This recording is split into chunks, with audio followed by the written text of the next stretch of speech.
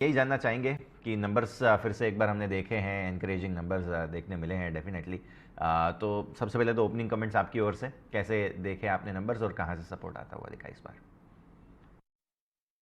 आपने सही नोट किया। यूनियन बैंक इस फाइनेंशियल ईयर 22-23 के अंदर एक अच्छा शानदार परफॉर्मेंस रहा है। हमारा कुल कारोबार में 10% की वृद्धि हुई है और आज हम मार्च 31 को 19,28,000 करोड़ के कुल कारोबार पे क्लोज किया है। इसके विद इन विच एडवांसेस में 13% की वृद्धि हुई है साल दर साल, और डिपॉजिट में करीब 8.25% की ग्रोथ हुई है साल दर साल। और मैं कहना चाहूंगा, अगर कोई भी पैरामीटर अभी हम लेके डिस्कस करें यूनियन बैंक में, एक इंडस्ट्री एवरेज की जो परफॉर्मेंस रही है, मार्च के तो नंबर हमें अभी सब नहीं मिलेंगे, लेकिन क्वार्टर ऑन क्वार्टर हमने जून सितंबर दिसंबर देखा है और हमारा इंडस्ट्री एवरेज से ऊपर परफॉर्मेंस रहा है, कोई भी पैरामीटर अगर हम डिस्कस कर लें।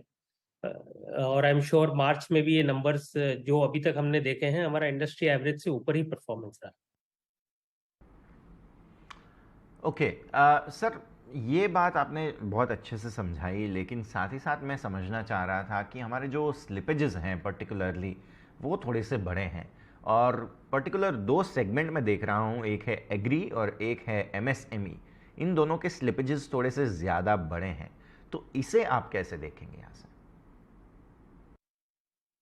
तो अगर आप यूं देखेंगे, साल पूरा जो है फाइनेंशियल ईयर में हमारी टोटल स्लिपेजेस 12,500 करोड़ की रही हैं।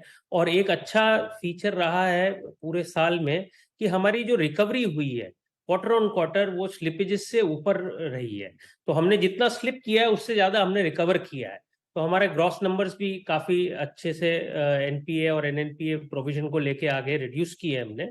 और जो दो सेक्टर आपने नाम लिया है, उसके अंदर रिटेल में हमें ऐसा इतना स्ट्रेस नहीं दिखा है, लेकिन हाँ एमएसएमई और एग्रीकल्चर में थोड़ी स्लिपेजेस रही हैं।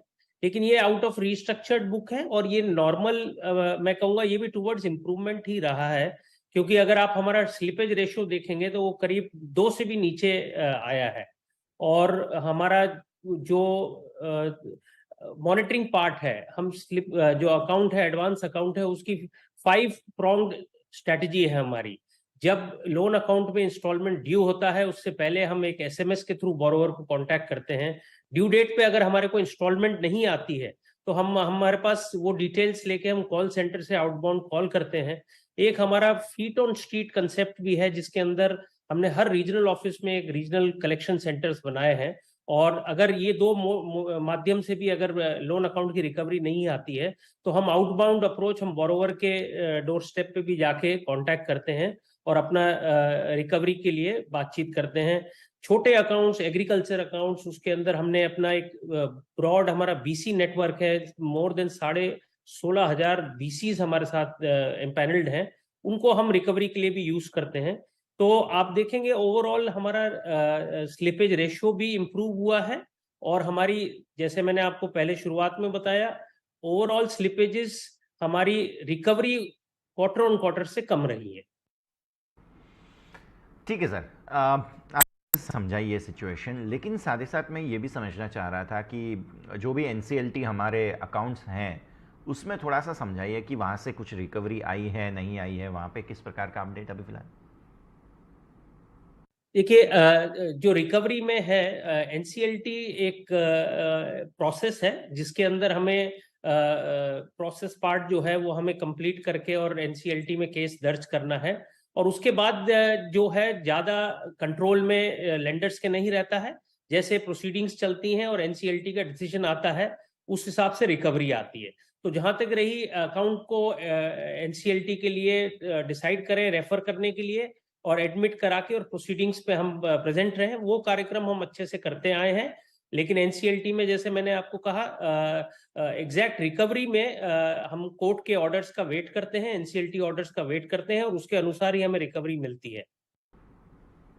नहीं, ठीक है सर, आपने अच्छे से समझाया, लेकिन साथ ही साथ मैं ये भी समझना चाह रहा था कि अब तो रेट्स जो हम देख रहे हैं आरबीआई की तरफ से, पिछला रेट जो था वो स्टेबल भी कर दिया आरबीआई की ओर से, और उसके बाद हम देख रहे हैं कि थोड़े से स्टेबल यहाँ से रहेंगे जिस प्रकार का इकोनॉमिक सिचुएशन है वो, तो रेट का सिनेरियो क्या है, क्या एक्सपेक्टेशन है आपके? और साथ ही साथ यहाँ पे मैं एक और सवाल ऐड करना चाहूँगा कि जो निम्स हैं हमारे, वो पर्टिकुलरली थोड़े से कम होते हुए नज़र आ रहे हैं, तो स्टेबल रेट्स के बावजूद भी ये सिचुएशन है, ये थोड़ा समझाइए sir. See interest rates 250 basis point repo rate हमने लास्ट 5 इंक्रीजेस में देखा है, और ये लास्ट मीटिंग में आपने सही जिक्र किया है, आरबीआई ने इंटरेस्ट रेट्स नहीं बढ़ाई हैं, इन्फ्लेशन थोड़ा सा बिनाइन दिख रहा है और इसके चलते ये डिसीजन लिया होगा। और मैं समझता हूँ आगे एक 2 से 3 क्वार्टर के अंदर ये इंटरेस्ट रेट्स इस लेवल्स पे रहेंगी, और फिर हो सकता है हम आगे चल के जैसे मार्केट कंडीशंस चेंज होती हैं, इंटरेस्ट रेट्स में डिक्लाइन भी देख सकते हैं। ठीक है सर। अब साथ ही साथ मैं ये भी समझना चाह रहा था, जैसे मैंने निम्स के बारे में पर्टिकुलरली पूछा, निम्स पर्टिकुलरली जो है हमारे नेट इंटरेस्ट मार्जिन्स पर्टिकुलरली कम हुए हैं। अब जैसे मैंने कहा कि स्टेबल रेट्स हैं, उसके बावजूद भी निम्स हमारे कम हो रहे हैं, तो ये थोड़ा सा समझना पड़ेगा सर। ऐसा नहीं है, हमारा अगर निम की बात कर रहे हैं आप, नेट इंटरेस्ट मार्जिन में भी इजाफा है वो ईयर ऑन ईयर, क्योंकि हमने बिजनेस टॉप लाइन के साथ साथ अपनी ओवरसाइट अपनी बॉटम लाइंस पे कंटिन्यू रखी है।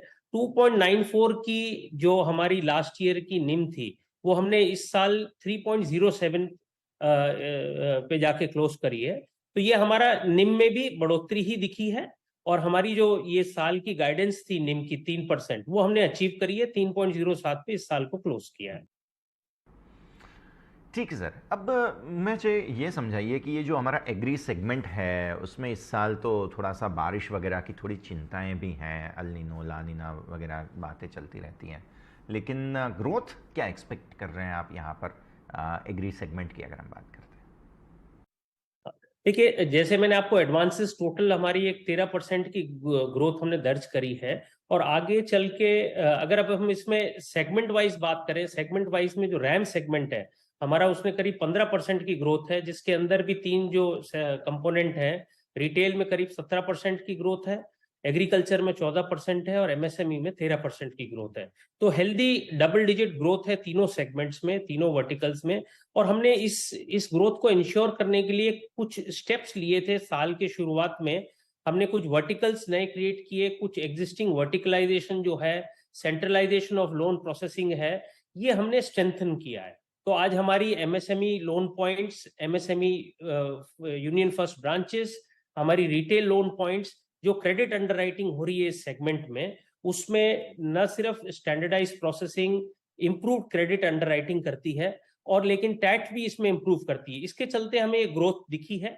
आगे चल के ये हम और फर्दर स्ट्रेंथन ही करेंगे। आज हम सारे रीजनल ऑफिसेस में आरएलपीज हमारी फंक्शनल है, कवर्ड है, और हमने सेंट्रलाइजेशन ऑफ क्रेडिट जो किया है, उसके बेनिफिट्स अभी हमें आगे भी मिलेंगे। तो ये जो ग्रोथ परसेंटेजेस हमने आपको बताई हैं, ये तीनों सेगमेंट में रहेंगी। हाँ, एग्रीकल्चर में कुछ जो हेडविंड्स हैं वो जैसे आएंगे, मैं नहीं समझता बहुत ज्यादा हमारे देश को इस चीज का चैलेंज रहेगा, क्योंकि हमारी अभी तक के जो ओवरऑल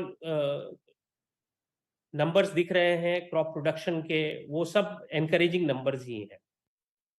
ठीक है सर। अब एग्री के बारे में तो हमने बात की, लेकिन साथ ही साथ हम देख रहे हैं कि भारत में बहुत सारी कंपनीज जो हैं, बहुत सारे सेक्टर्स जो हैं, वो अभी कैपेसिटी एक्सपेंशन के लिए खर्च कर रहे हैं।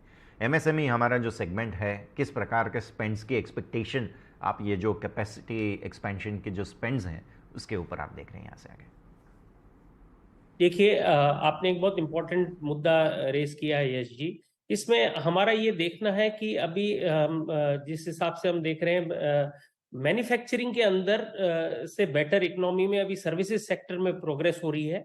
मैन्युफैक्चरिंग में कुछ पर्टिकुलर सेक्टर्स हैं जहां पर ग्रोथ है, और हम यूनियन बैंक उन सेक्टर्स, उन अपॉर्चुनिटीज को आइडेंटिफाई कर रहे हैं, और उसमें हम पार्टिसिपेट भी कर रहे हैं, चाहे वो इंफ्रास्ट्रक्चर में हो, रोड प्रोजेक्ट्स हो, हैम मॉडल के जो रोड प्रोजेक्ट्स हैं उसमें हम एक्टिवली एग्रेसिवली पार्टिसिपेट कर रहे हैं, फार्मा हो, टेक्सटाइल्स हो। तो ये पर्टिकुलर कुछ सेक्टर्स के अंदर ये ग्रोथ हमें दिख रही है। मेरे हिसाब से अभी इन्वेस्टमेंट साइकिल एक मेजर अगर हम बात करना चाहें तो वो अभी एकदम विजिबल नहीं है। हाँ, वर्किंग कैपिटल यूटिलाइजेशन बड़ा है, कुछ कमोडिटी प्राइसेस बढ़ी हैं तो उसके चलते हुआ है, और कुछ इकोनॉमिक एक्टिविटी में इजाफा हुआ है, उसके चलते वर्किंग कैपिटल साइकिल हमें देखा है कि वहाँ यूटिलाइजेशन अकाउंट्स के अंदर बढ़ा है।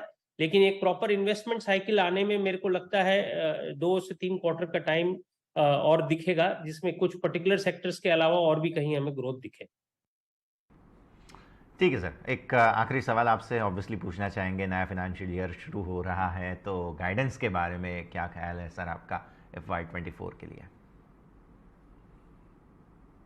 देखिए, हमने इस साल जो इकोनॉमिक में इन्फ्लेशन है, जीडीपी है, इस सबको मद्देनजर रखते हुए हमने एक क्रेडिट ग्रोथ के अंदर 10 से 12% की गाइडेंस अपने लिए लेके चल रहे हैं, और डिपॉजिट के अंदर डिपॉजिट में हम 8 to 10% की ग्रोथ लेके चल रहे हैं।